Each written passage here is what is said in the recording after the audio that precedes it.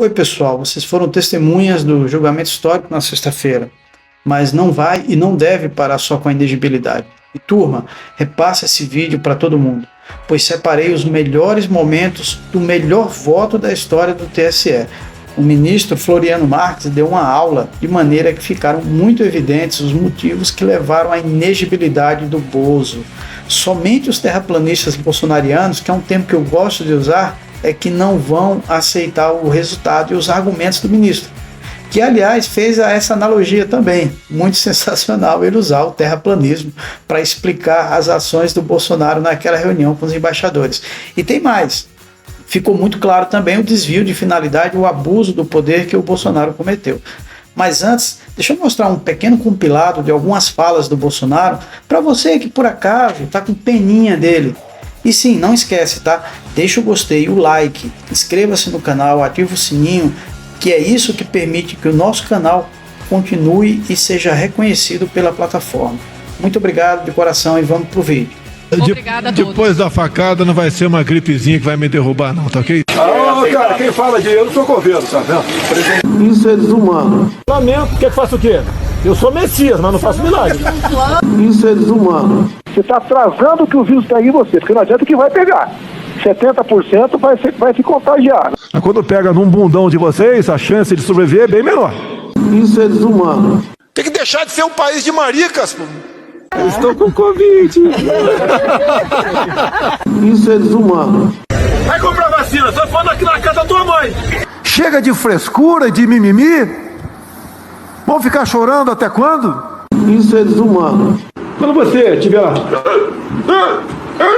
Isso é desumano. Quando você estiver sentindo falta de ar. Isso é desumano. Da República promoveu, em 18/7/2022, uma reunião com altos representantes diplomáticos estrangeiros. Essa reunião teve lugar no Palácio da Alvorada e foi organizada, isso se extrai dos depoimentos da prova colhida nos autos, foi organizada sem a participação efetiva dos órgãos da Administração Pública Federal, normalmente encarregadas de organizar eventos governamentais e eventos diplomáticos. Nessa ocasião, o primeiro investigado dissertou em monólogo, sem abertura para perguntas, sobre desconfiança com o sistema de votação eletrônica, vulnerabilidade dos controles do TSE, risco de o candidato que viesse a ter mais sufrágios não ser declarado vencedor por fraude, alegada parcialidade dos ministros que iriam presidir a Corte Eleitoral, a suposta inutilidade das missões estrangeiras de observação eleitoral, sua condição de candidato indesejado pelos próceres do sistema judiciário e eventual interesse de ministros do TSE em promover a candidatura do seu principal oponente. O evento foi transmitido pela EBC e repercutido nas redes sociais oficiais. São estes os fatos. Tudo mais, antes ou depois, não será objeto do meu voto. Começo, então, pelo enquadramento jurídico da controvérsia. O enquadramento está focado no artigo 22 e seus incisos da Lei Complementar 64. Particularmente, ao que nos importa, o caput e o inciso 14, o texto legal foca a ideia em condutas, ou censura, coibição e sanção a condutas que caracterizem, aspas, desvio ou abuso de poder econômico ou do poder de autoridade ou utilização indevida dos veículos ou meios de comunicação. Diz a lei, apurada essa conduta abusiva, a Justiça Eleitoral aplicará a sanção de inelegibilidade para as eleições que se realizarem nos 8 anos subsequentes à eleição que se verificou. Notem, senhores e senhoras, que o dispositivo do artigo do inciso 14 não faz até 8 anos, mas prefixa uma pena de inelegibilidade por 8 anos, portanto, não residindo competência discricionária da Corte de calibrar na proporcionalidade esta consequência sancionatória. É disso que se trata aqui e é nesses termos que eu vou trabalhar. 6. A escusa baseada na liberdade de expressão. Alega-se que o discurso proferido em reunião com os embaixadores não caracterizaria abuso, pois estaria compreendido dentro da liberdade de expressão do presidente da República. Ora, já é manancial a jurisprudência dessa Corte, no sentido de afirmar e reafirmar que a garantia de liberdade de expressão não é apta a acobertar a propagação de desinformação, de inverdades ou de acusações que sabe-se improvadas ou improváveis. Alguém pode acreditar que a Terra é plana, mesmo contra todas as evidências científicas. Esse sujeito pode ainda integrar um grupo de estudos terraplenista ou uma confraria da borda infinita e dedicar seus dias a imaginar como um avião dá a volta no plano para chegar ao outro extremo. Porém, se este crédulo for um professor da rede pública, não lhe é permitido ficar a lecionar em verdades científicas aos seus alunos, pois isso seria desviar as finalidades educacionais que correspondem à sua competência de servidor docente.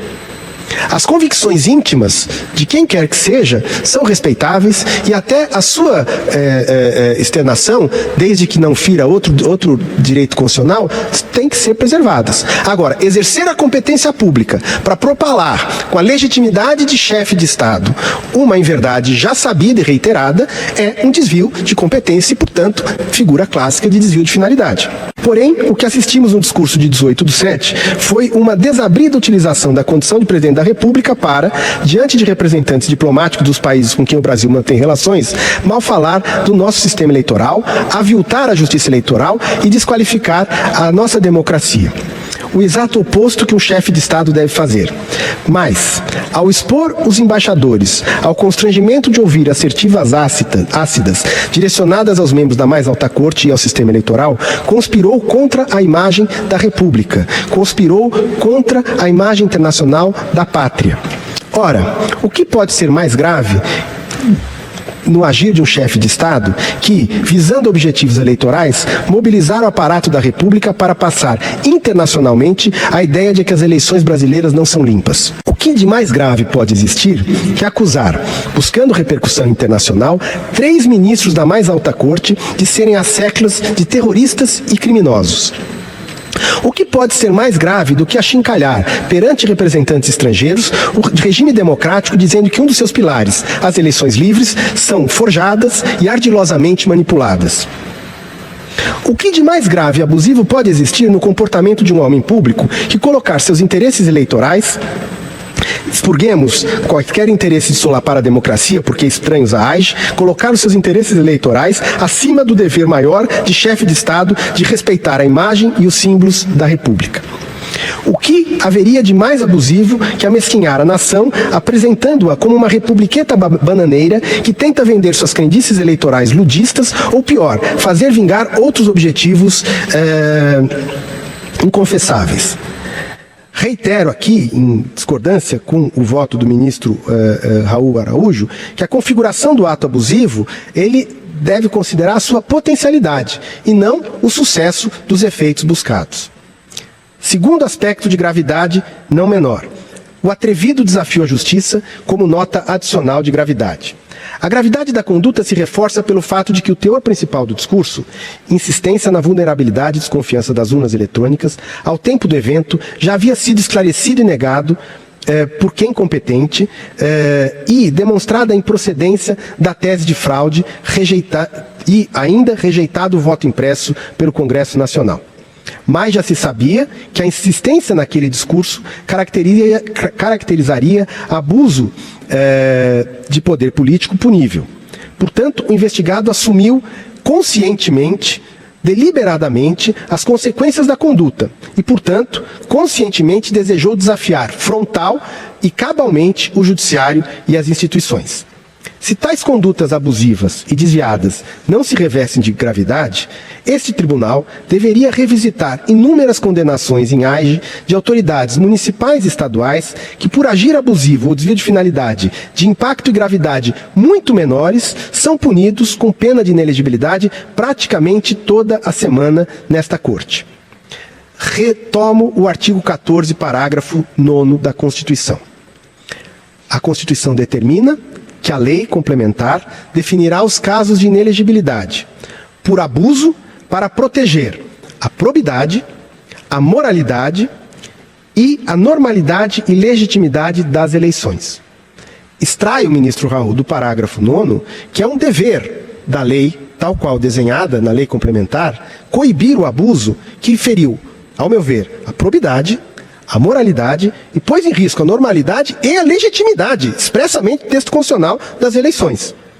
Portanto, pelo prisma da gravidade, não pode haver conduta mais típica. Chego ao final com o meu voto. Diante de todo exposto, concluo ter o primeiro investigado agido com responsabilidade direta e pessoal, assumindo os riscos da conduta por ocasião do evento reunião com embaixadores em 18/7/22. Em claro abuso do poder político, desvio de finalidade no exercício de suas competências e ainda uso indevido dos meios de comunicação social oficiais em benefício da própria candidatura à reeleição para o cargo de presidente da República. Julgo procedente para aplicar a sanção prevista no artigo 22, inciso 14 da Lei Complementar 64/90 e condenar o primeiro investigado, Jair Messias Bolsonaro, pela prática de abuso de poder político e de uso indevido de meios de comunicação nas eleições de 2022 e, por conseguinte, para declarar sua inelegibilidade por 8 anos seguintes ao pleito de 2022. Por fim, acompanho também o voto do ministro relator no tocante às providências derivadas por ele determinadas, em especial o oficiamento às autoridades condutoras dos inquéritos criminais instaurados para apurar os fatos, objeto da presente AGE e fatos correlatos, como voto, senhor presidente.